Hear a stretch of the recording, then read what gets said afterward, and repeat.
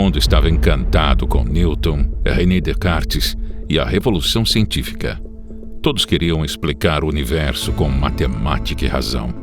A história, os mitos e os antigos eram vistos quase como coisa do passado, imprecisos e supersticiosos. Foi então que, em 1725, um filósofo italiano, Giambattista Vico, ousou criticar Descartes e propôs uma ideia audaciosa, quase herética para a época. E se usássemos esse mesmo rigor científico, não para estudar a natureza, mas para entender nós mesmos, nossas sociedades, costumes, linguagem, instituições e a própria história humana? O resultado foi uma das obras mais originais do pensamento ocidental, um modelo que via a história não como uma linha reta de progresso, mas como grandes ciclos, e que séculos depois iria dialogar com grandes pensadores como Oswald Spengler, do qual já falamos aqui e que faz parte do Clube do Livro Brasil Paralelo. Mas será que você deveria mesmo ler esse livro revolucionário? É o que você vai descobrir neste vídeo da Brasil Paralelo. Na época de Vico, a grande crença era: o conhecimento mais verdadeiro vinha da matemática e da observação da natureza. História era coisa menor. Giambattista Vico quis virar isso de cabeça para baixo. Ele propôs um princípio revolucionário, em latim, verum et factum convertuntur. Traduzido de forma simples, o ser humano só conhece verdadeiramente aquilo que ele mesmo cria. Você não pode conhecer a natureza em sua essência mais profunda, porque não foi você quem a fez. Mas a história, essa sim, você pode conhecer a fundo, porque a história é obra humana.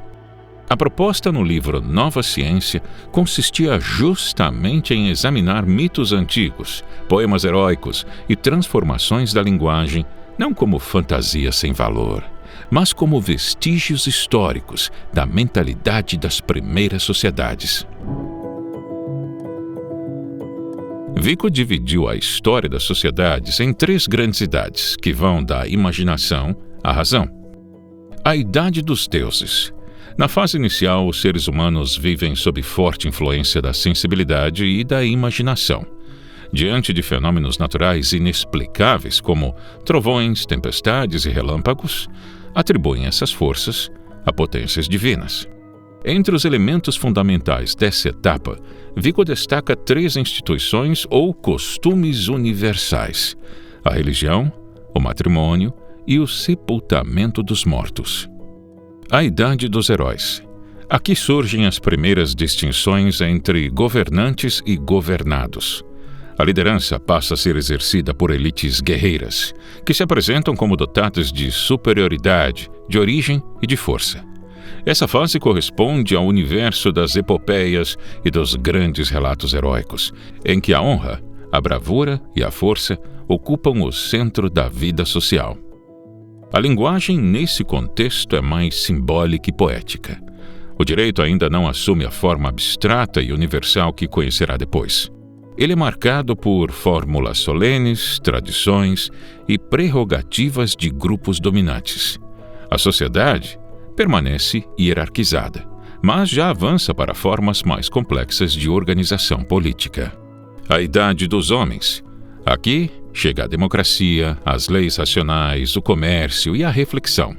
A sociedade fica mais igualitária e sofisticada, e também mais frágil. Quando uma civilização chega ao auge da riqueza, do refinamento e da inteligência, Vico argumenta que as pessoas podem começar a pensar demais, a viver muito para si mesmas, e os laços que uniam a sociedade vão enfraquecendo. Os valores antigos perdem força. A barbárie da reflexão. É aqui que Vico apresenta seu conceito de barbárie da reflexão. Para ele, a história não anda em linha reta, mas em ciclos, os corsi e ricorsi, avanços e retornos como fluxos e refluxos do mar. A civilização, nesse momento, cai numa barbárie, mas não cai na barbárie da ignorância, e sim na barbárie do excesso de razão. Uma sociedade tão sofisticada e individualista que começa a se desfazer por dentro.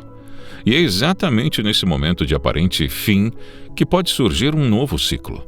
A sociedade perde a coesão, entra em crise, e a partir dela, renasce organizada. A estrutura cíclica de Vico serviu séculos depois como ponto de comparação para outras interpretações da história, entre elas a de Oswald Spengler, cuja obra, O Declínio do Ocidente, também está no Clube do Livro Brasil Paralelo. Há uma afinidade estrutural entre ambos. Os dois recusam a ideia de progresso contínuo e imaginam o destino das civilizações como um processo de nascimento, desenvolvimento e declínio. No caso de Spengler, essa analogia aparece em chave própria, voltada para o destino das grandes culturas históricas.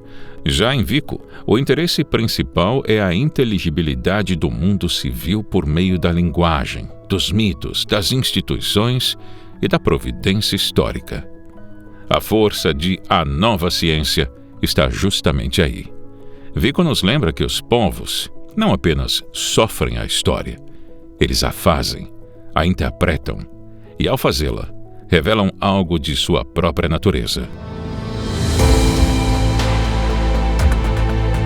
Por isso, um dos livros que você terá acesso no Clube do Livro Brasil Paralelo é justamente A Nova Ciência, de Giambattista Vico. Nosso Clube do Livro reúne 12 obras raras e fundamentais. A jornada começa na Grécia Antiga e atravessa autores que ajudam a entender política, linguagem, cultura, democracia e o nascimento e declínio das civilizações. Cada obra foi selecionada estrategicamente por nossa curadoria para oferecer a você um plano de estudos estruturado, permitindo o desenvolvimento da sua inteligência, do vocabulário e da capacidade de análise da realidade política.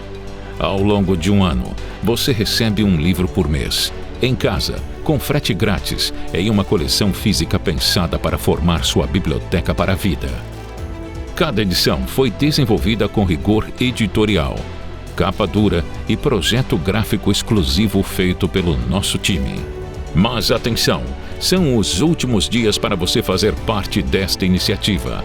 Por ser um produto físico, existe uma tiragem limitada.